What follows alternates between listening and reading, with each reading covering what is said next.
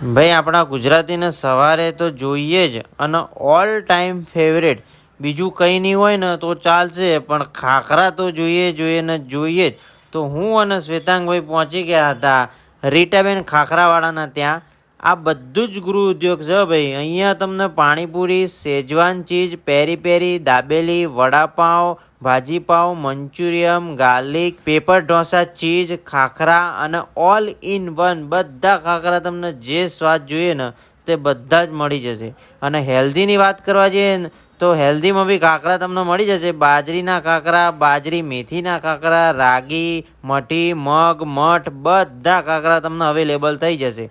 અને જોડે જોડે તમને કચોરી પણ એમની સ્પેશિયલ કચોરી છે એ પણ તમને અવેલેબલ થઈ જશે. ખાસ કરીને ભાઈ શ્રીખંડની વાત કરીએ ને તો 220 પર કેજીથી ચાલુ થઈ જાય છે તો 320 સુધીના ભાવમાં તમને મળી જશે.